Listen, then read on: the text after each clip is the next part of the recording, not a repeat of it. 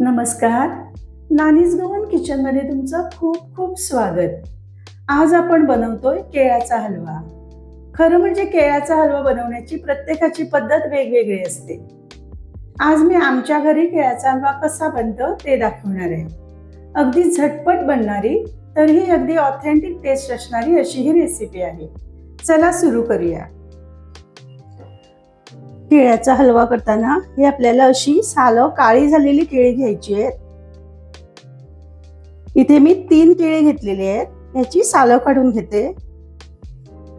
अशी सालं काळी झालेली केळी घेतली तर आपल्याला साखर जास्त घालावी लागत नाही आणि हलवा पण खूप छान टेस्टी तयार होतो. आता याचे असे पातळ आपण काप तयार करून घेणार आहोत.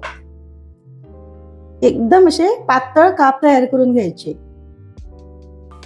आणि एकदम लो फ्लेमवर आपल्याला या थोड्याशा तुपात परतून घ्यायचे आहे.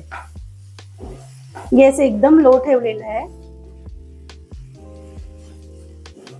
आणि या तुपामध्ये छान या अशा परतून घ्यायच्या फोडी. चपाती बरोबर किंवा ब्रेड सोबत सुद्धा हा जे मस्त लागतो. मुलांना टिफिन मध्ये सुद्धा हा तुम्ही देऊ शकता.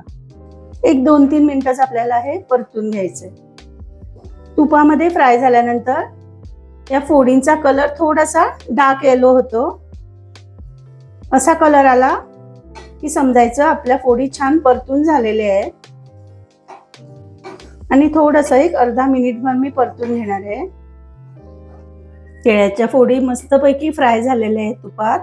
गॅस बंद करते आणि या सगळ्या एका दुसऱ्या भांड्यात काढून घेणार आहे मी. आता याच कढईत थोडेसे बदामाचे काप मी रोस्ट करून घेणार आहे. या कढईला थोडंसं तूप लागलेलं आहे, त्याच्यातच ते रोस्ट होऊन जातील. बदामाचे काप घालणं एकदम ऑप्शनल आहे. तुम्हाला नाही घालायचे असतील तर काहीच हरकत नाही. चला आता साखरेचा पाक तयार करून घेऊया. इथे घेतलेले आहे 1 कप साखर. 3 केळ्यासाठी 1 कप साखर पुरेशी आहे. याच्यात घालते 2 चमचे पाणी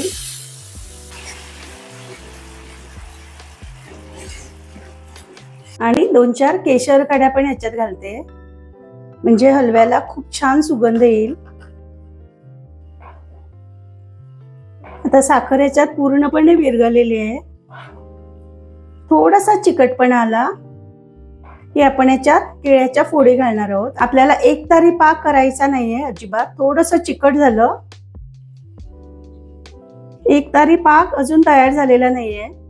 थोडासा चिकटपणा आलेला आहे. आता याच्यात आपण तयार करून ठेवलेल्या केळ्याच्या फोडी घालूया.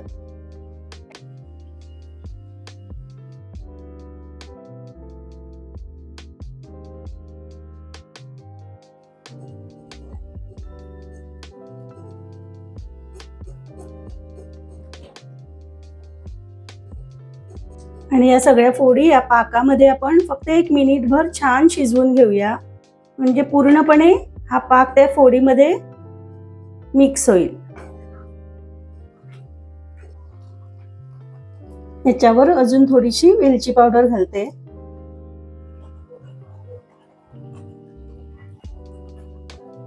आणि तुम्ही बघू शकता अगदी 5 मिनिटात आपला हा मस्त असा केळ्याचा हलवा तयार झालेला आहे. आणि आपल्याला हे ग्रेव्ही थोडीशी अशीच ठेवून द्यायची आहे, कारण थंड झाल्यावर अजून थोडासा हा ड्राय होईल. आणि याच्यावर आता घालते आपण थोडेसे भाजून ठेवलेले बदामाचे काप. याची टेस्ट या हलव्यामध्ये खूप छान लागते.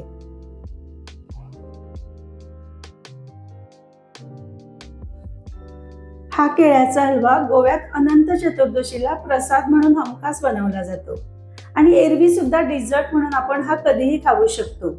नक्की करून बघा आणि रेसिपी आवडली तर एक छानसा कमेंट पण करा. परत भेटू पुढच्या शनिवारी. तोपर्यंत स्वस्त रहा, मस्त रहा.